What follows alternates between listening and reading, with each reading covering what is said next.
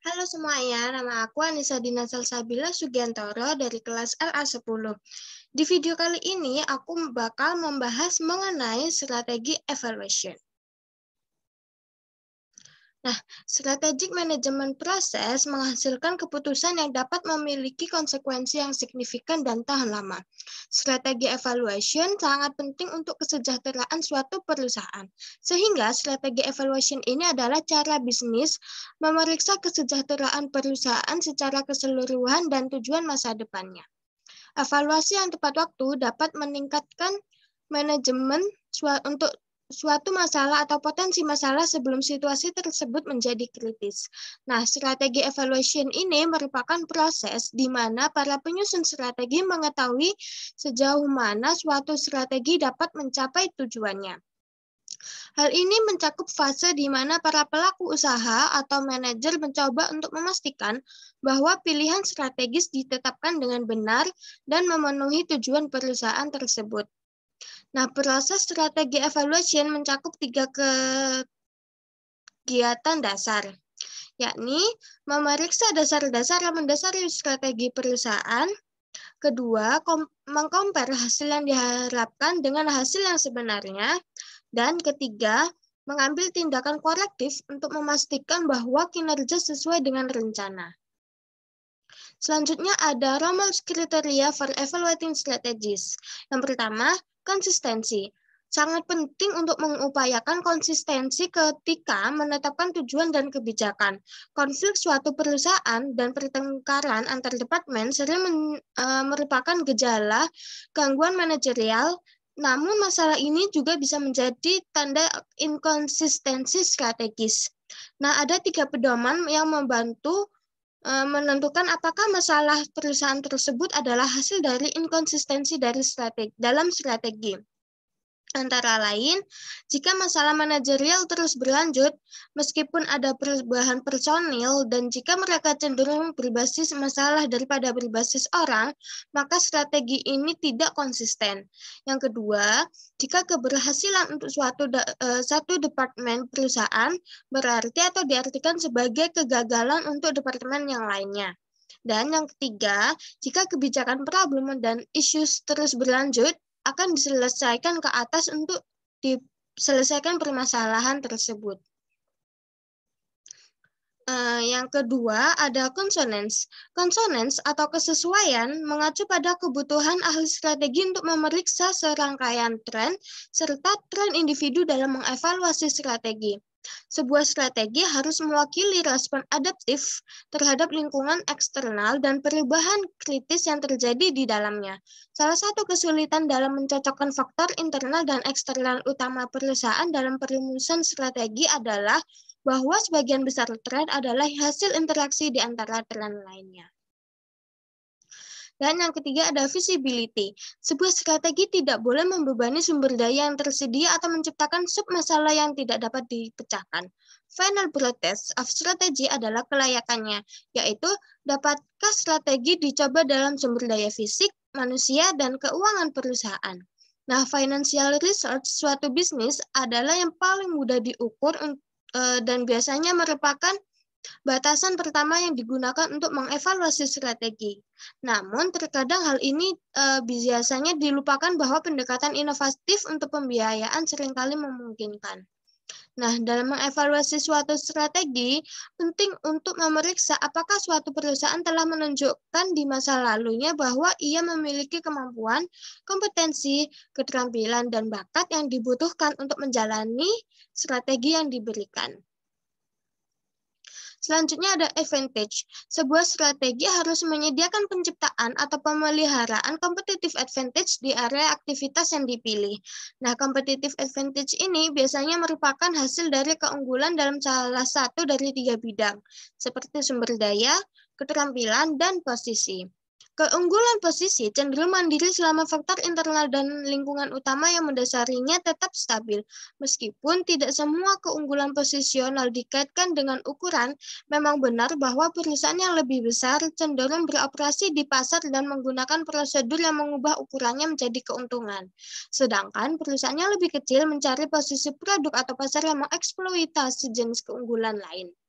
Nah, karakteristik utama dari posisi yang baik adalah memungkinkan perusahaan memperoleh keuntungan dari kebijakan yang tidak akan menguntungkan pesaing tanpa posisi yang sama. Oleh karena itu, dalam mengevaluasi strategi, perusahaan harus memiliki sifat keunggulan posisional yang terkait dengan strategi yang diberikan. Di gambar ini adalah 3 strategi evaluation activities. Yang pertama, reviewing a business of strategy. Reviewing mendasari strategi perusahaan yang dapat di-approach dengan menggunakan EFA matrix dan EFA matrix yang direvisi. Nah, EFA matrix yang direvisi harus fokus pada perubahan dalam manajemen organisasi, pemasaran, financing and accounting, production and operations, dan research and development R&D, serta strength and weaknesses management Information System atau MIS. Sedangkan EFA Matrix yang direvisi harus menunjukkan seberapa efektif strategi perusahaan dalam menanggapi peluang dan ancaman utama yang ada. Nah, banyak faktor eksternal dan internal yang dapat mencegah perusahaan mencapai tujuan jangka panjang dan tahunan. Secara eksternal, tindakan pesaing, perubahan permintaan, perubahan teknologi, ekonomi, demografis, dan tindakan pemerintah dapat mencegah tercapainya tujuan. Sedangkan secara internal, strategi yang tidak efektif mungkin telah dipilih atau kegiatan implementasi mungkin buruk. Dengan demikian, kegagalan untuk mencapai tujuan mungkin bukan hasil dari pekerjaan yang tidak memuaskan oleh manajer dan karyawan. Selanjutnya ada measuring organizational performance. Nah, aktivitas ini itu mencakup membandingkan hasil yang diharapkan dengan hasil aktual, menyelidiki penyimpangan dari rencana, mengevaluasi kinerja individu, dan memeriksa kemajuan yang dibuat untuk mencapai tujuan yang tepat yang telah ditetapkan, baik tujuan jangka panjang maupun tahunan. Nah, kriteria untuk mengevaluasi strategi harus dapat diukur dan mudah diverifikasi. Kriteria kuantitatif yang biasa digunakan untuk mengevaluasi strategi ada rasio keuangan yang sering dipantau untuk setiap segmen perusahaan. Nah, ada beberapa ahli strategi yang menggunakan rasio keuangan untuk membuat 3 perbandingan penting seperti mengkompar kinerja perusahaan selama periode waktu yang berbeda, kinerja perusahaan dengan pesaing, dan mengkompar kinerja perusahaan dengan rata-rata industri. Banyak variabel yang harus dimasukkan dalam mengukur kinerja organisasi. Terkadang varian yang menguntungkan atau tidak menguntungkan dicatat tiap bulan, triwulan, dan tahunan. Beberapa masalah potensial dikaitkan hanya dengan menggunakan kriteria kuantitatif untuk mengevaluasi strategi. Sebagian besar kriteria kuantitatif diarahkan untuk tujuan tahunan daripada tujuan jangka panjang. Nah, maka dari itu kebutuhan akan pendekatan kuantitatif atau kualitatif yang seimbang dalam mengevaluasi strategi memunculkan diskusi tentang balance scorecard. Selanjutnya ada taking corrective action. Kegiatan evaluasi yang terakhir yakni mengambil tindakan korektif dan membuat perubahan untuk reposisi kompetitif perusahaan untuk masa depan. Contoh perubahan yang mungkin diperlukan adalah mengubah struktur organisasi, mengganti satu atau lebih kunci individu, atau merevisi misi bisnis. Mengambil tindakan korektif tidak berarti bahwa strategi yang akan ditinggalkan atau bahkan strategi baru harus dirumuskan. Jika tindakan atau hasil tidak sesuai dengan pencapaian yang direncanakan sebelumnya, maka tindakan korektif ini sangat diperlukan.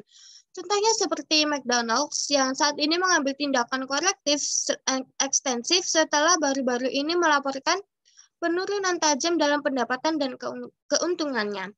Seorang juru bicara perusahaan ini mengatakan bahwa mereka akan bekerja keras untuk meningkatkan pemasaran, menyederhanakan menu dalam McDonald's, dan menerapkan struktur organisasi yang lebih didorong secara lokal untuk meningkatkan relevansi dengan konsumen.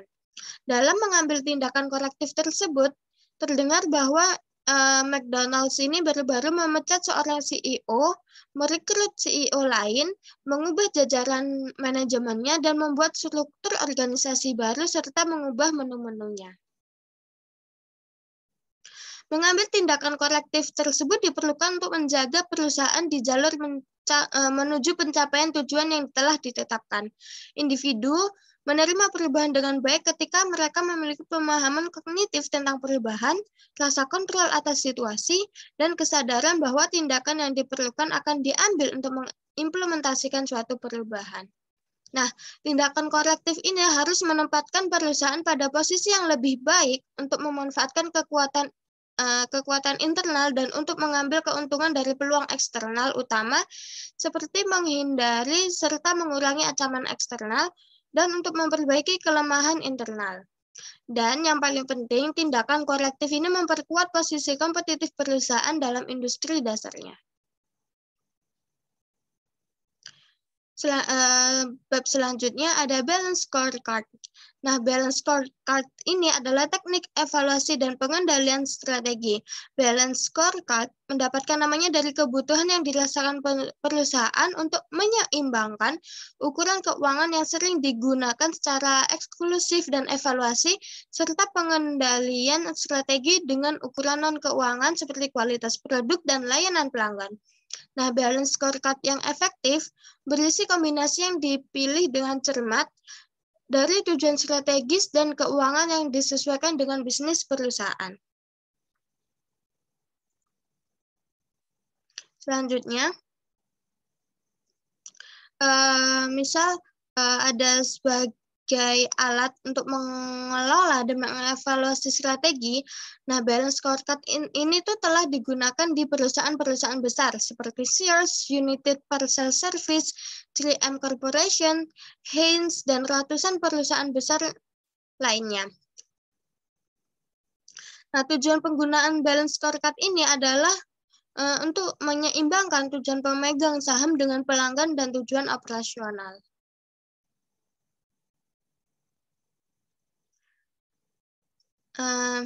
Konsep balance scorecard konsisten dengan gagasan Continuous Improvement in Management atau CIM dan Total Quality Management atau TQM.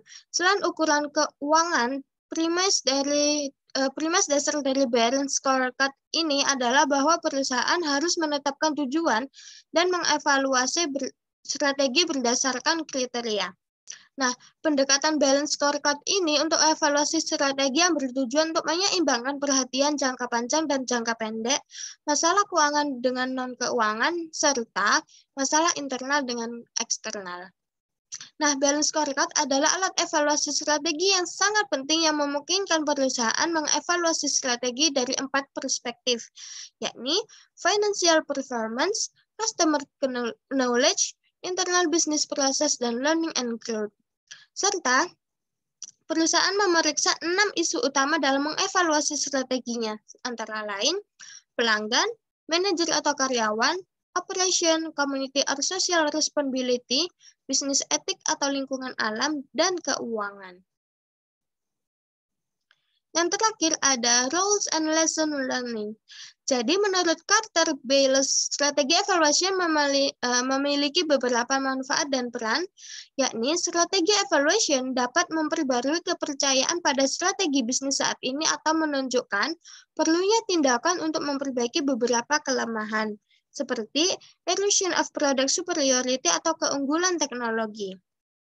Nah, manfaat evaluasi strategi jauh lebih luas karena hasil dari proses tersebut mungkin merupakan strategi baru yang secara fundamental akan membawa dan menghasilkan laba yang cukup besar pada pendapatan yang meningkat secara substansial. Nah, strategi evaluation ini meningkatkan kemampuan perusahaan untuk beradaptasi dengan sukses terhadap keadaan yang berubah. Evaluasi strategi berkelanjutan membuat para penyusun strategi tetap dekat dengan perusahaan dan menyediakan informasi yang dibutuhkan untuk sistem manajemen strategis yang efektif. Partisipasi dalam kegiatan strategi evaluation adalah salah satu cara terbaik untuk mengatasi penolakan individu terhadap perubahan. Strategi evaluation yang efektif memungkinkan perusahaan untuk memanfaatkan kekuatan internal saat mereka berkembang, untuk mengeksploitasi peluang eksternal saat mereka muncul, untuk mengenali dan bertahan melawan ancaman, serta untuk mengurangi kelemahan internal sebelum menjadi perusahaan tersebut rugi atau gulung tikar. Sekian dari saya, mohon maaf bila ada kesalahan. Terima kasih.